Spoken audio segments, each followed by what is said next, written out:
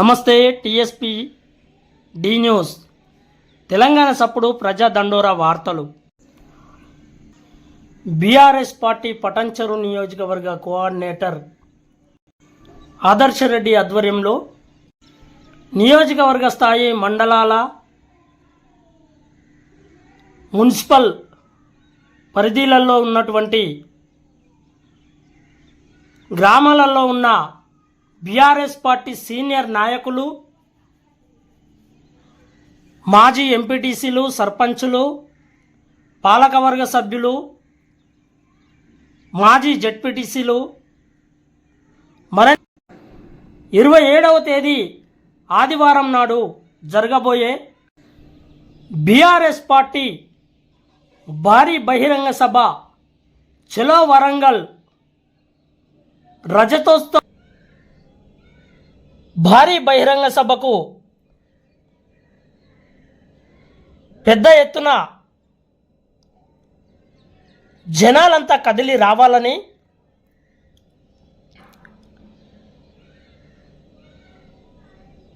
ఈ యొక్క సభను విజయవంతం చేయాలని మండలాల వారీగా, మున్సిపల్ పరిధిల వారీగా, నియోజకవర్గ స్థాయిలో సమావేశాలను కొనసాగిస్తున్నారు. ఈ సమావేశాలకు సీనియర్ నాయకులు జిన్నారం మాజీ ఎంపీటీసీ, ఉద్యమ నాయకులు జిన్నారం ఎంపీటీసీ జి వెంకటేశం గౌడ్, మరెంతో మంది పాలకవర్గ నాయకులు, మాజీ జెడ్పీటీసీ కులన్ బాలరెడ్డి,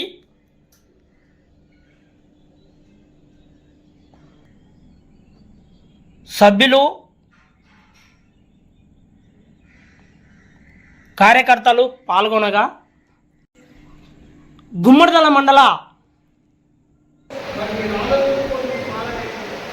సీనియర్ నాయకులు చిమ్ముల గోవర్ధన్ రెడ్డి,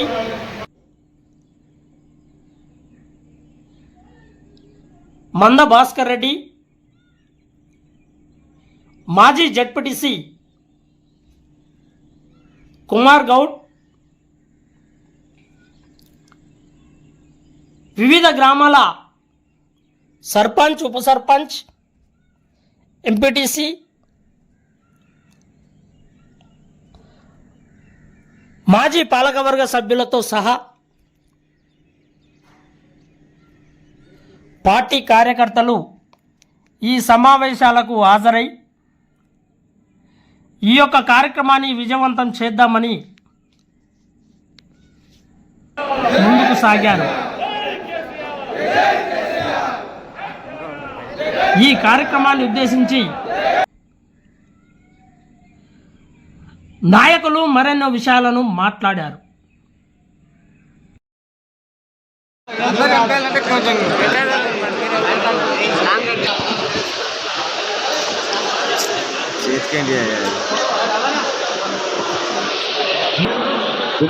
రావాలి.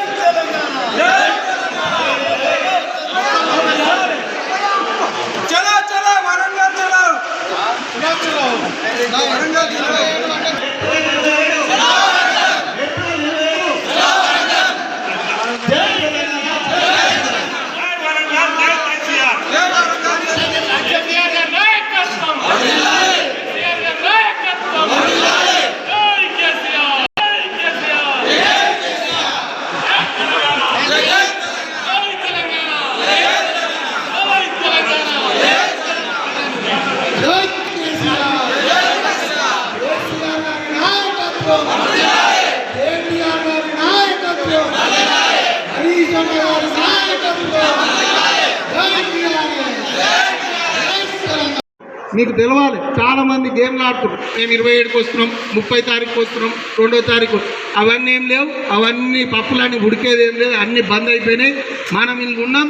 మన పార్టీకి 27వ తారీఖు ఎవరు మనతో ఉన్నారో వాళ్ళనే కలుపుకపోదాం. వాళ్ళతోటే స్థానిక సంస్థల ఎన్నికలకు పోతాము.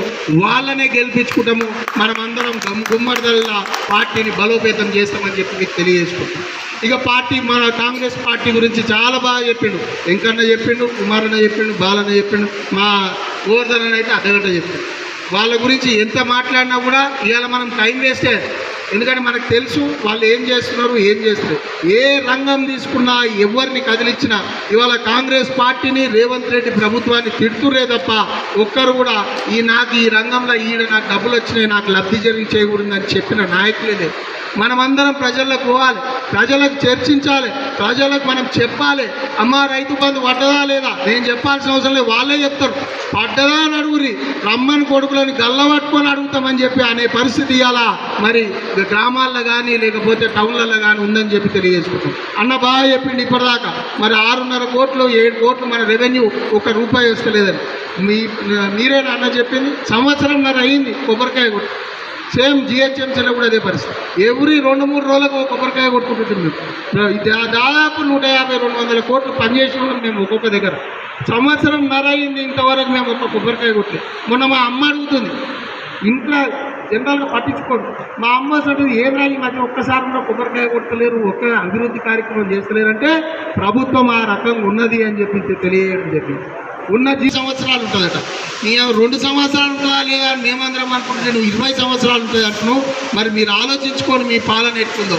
రైతును అడుగుని చెప్తారు మీ పాలన ఎట్లుందో, లేకపోతే విద్యార్థిని అడుగురి, లేకపోతే మా ముసలి అవ్వ తాతని అడుగురి మీ పాలన ఎట్లుందో. మీరు ఏం సంక్షేమ పథకం 6 గ్యారంటీలు అన్నారు. ఇంతవరకు ఒక్క గ్యారంటీ బస్సు తప్ప వేరే అన్ని గ్యారంటీలు తుస్సులే అని చెప్పి తెలియజేసుకుంటూ కాంగ్రెస్ పార్టీ గురించి పెద్దలందరూ చెప్పారు. చాలాసేపు అయింది కాబట్టి మాట కూడా తుస్సే అవుతుంది తప్ప ఏ రకమైన లాభం ఉండదు. కాబట్టి పాలన ఈ సంవత్సరంన్నరల కాంగ్రెస్ పార్టీ తెలంగాణ చేసిన అన్యాయాన్ని, మరి వాళ్ళు చేస్తున్న కరప్షన్ గురించి, మరి వారి యొక్క పరిపాలన గురించి మాట్లాడడానికి మరి ఏప్రిల్ 27 కేసీఆర్ గారు చలో వరంగల్ పిలుపునియడం జరిగింది.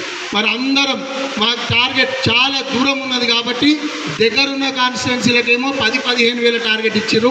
దూరం ఉన్న టార్గెట్ కాన్స్టిట్యున్సీలకు 3-3.5 వేల టార్గెట్ ఇచ్చారు. కాబట్టి అవన్నీ మేము డివైడ్ చేసుకుంటే 400-500 ఇచ్చింది. మన జిన్నారం నుంచి 400-500, అదే రకంగా గుమ్మడిదల నుంచి 400, మరి బుల్లారం అవన్నీ మళ్ళీ 300. అన్ని మున్సిపాలిటీ